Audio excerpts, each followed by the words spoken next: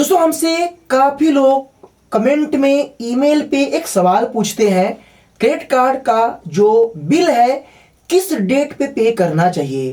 But ये video थोड़ा अलग होगा, तो आप अगर जानना चाहते हो तो मैं आपसे एक ही बात कहूँगा कि इस वीडियो को आधा न देखकर पूरा देखना, तभी आप जान पाओगे कि अगर आपका जो बिल बना है किस डेट पे करने से आपकी जो सिबिल है काफी हद तक रैंक करेगी। बिल बनने से पहले या बिल बनने के बाद कुछ लोग इसमें अटके हुए हैं, जो हम जवाब देंगे इस वीडियो में। तो मेरा आपसे रिक्वेस्ट है कि वीडियो को लाइक करके सपोर्ट कर देना। अगर आप चैनल पे नए आए हैं, चैनल को सब्सक्राइब के बेल आइकन को ऑन कर देना। सो यहाँ पे सबसे पहले मैं आपको एक बातें ये शेयर कर दूं, जो अलग अलग बैंक के कार्ड होते हैं, वीजा, रुपे, मास्टर कार्ड, सब कार्ड का जो सेटलमेंट टाइमिंग है वो अलग अलग है। कभी ये मत सुना सबका सेम ही है। आईसीआईसी बैंक का अमेजोन पे क्रेडिट कार्ड है, आप पेटीएम से पेमेंट करो, 2 से 3 मिनट के अंदर सेटलमेंट आपके स्टेटमेंट में शो करा दिया जाएगा, आपके बिल में जमा हो जाएगा। बट अपडेट भी आपका हो जाएगा 1 से 2 दिन बाद, बाकी शो कर जाएगा। एचडीएफसी बैंक की बात करूं तो ये भी आपका फास्ट अपडेट है। यहाँ पे सबसे लेट होता है एक्सिस बैंक का।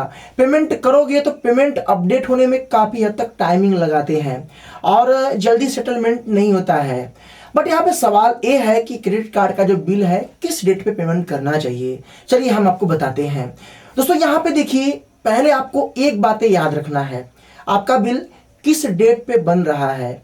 आपका बिल 15 तारीख को बन रहा है तो पेमेंट करने का जो टाइमिंग है, बैंक आपको 30 या तो 31 का महीना है तो आपको 31 दे देगा, या तो 1 तारीख का दे देगा। इसी के लमसम आपका रहेगा, इससे ऊपर आपका नहीं रहेगा। अब सवाल है कि किस डेट पे पेमेंट करना चाहिए। जैसे आपका बिल पेमेंट हुआ, आप उसके अंदर कभी भी पेमेंट कर दीजिए। जैसे आपका ड्यू डेट लास्ट अगर आप मान लो 1 तारीख का है तो 3-4 दिन पहले पेमेंट कर दीजिएगा।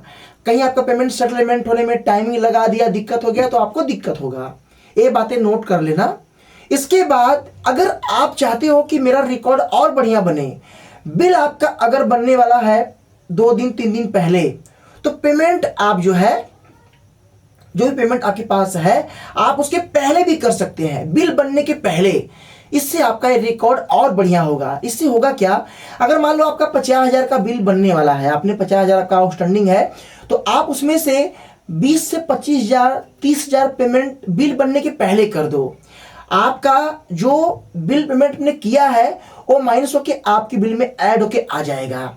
इससे फायदा क्या है कि जो बिल बनता है इसमें अलग अलग लेवल का जो ट्रांजैक्शन होता है, जो कस्टमर का रिकॉर्ड होता है, बैंक उसे मेंशन करता है, देखता है किस टाइप का हमारा कस्टमर है, कैसे पेमेंट कर रहा है, किस टाइप से कार्ड को यूज कर रहा है। तो उसी बिहाफ पे आपको बड़े लोन, क्रेडिट कार्ड का लिमिट इंक्रीज करना, आपके सिबिल को एक अच्छे से अपडेट करना, एक अच्छा ब्यौरा देना, ये चीजें आपके साथ काफी अच्छा हो सकता है।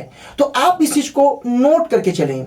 बाकी अगर आप क्रेडिट कार्ड का बिल पेमेंट कर रहे हैं तो मैं आपको अपना पर्सनली सलाह दूंगा, मैंने काफी सारे वीडियो में दिया है, फिर से दूंगा कि आप जो है ये जो थर्ड पार्टी जैसे कि ये जो ऐप हैं, आप इनसे कम ट्राई करें।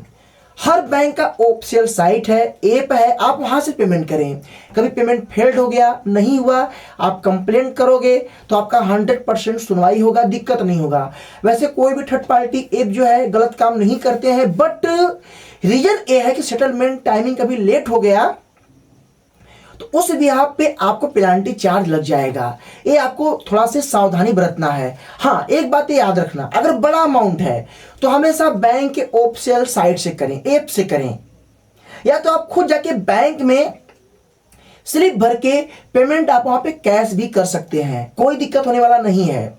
इसके बाद अगर छोटा अमाउंट है, 1000, 2000, 3000, 4000, 5000 का है, तो आप थर्ड पार्टी ऐप को इस्तेमाल कर लें।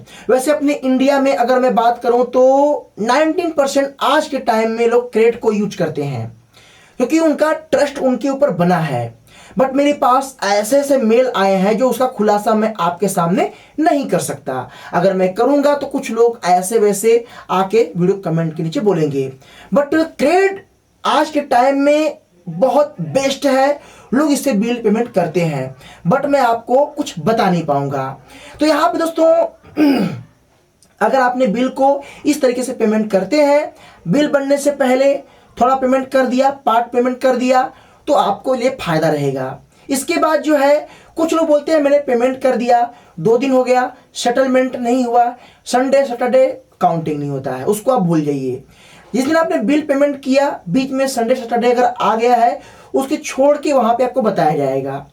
अगर बैंक के साइड से कर रहे हो तो आप एकदम बिंदास होकर सो के एकदम चैन की नींद लो। क्यों भैया, हमने आपके साइड से पेमेंट किया है, आपका सिस्टम में पड़ा, आपका सिस्टम जाने आप जानो। आप बैंक को बोल सकते हो कभी भी अगर आपने पेमेंट किया है, आपका पेमेंट अगर बैंक के सिस्टम में सेटलमेंट नहीं हुआ, अगर आप बोलोगे कि मैंने इनसे किया है, तुरंत ही बैंक बोलेगा कि सर उनकी तरफ से पेमेंट आया ही नहीं है। अगर आप साइट का नाम बताओगे कि मैंने आपका साइट इस्तेमाल किया है, तो एक बार बैंक उस पर काम करेगा, समझे ना। मैं खुद देखा हूं, मेरे संग हुआ था, एसबीआई कार्ड को लेकर कम से ना कम 1 से 2 साल तक परेशान हुआ था। सोचिए, समझे ना, ऐसा हुआ था।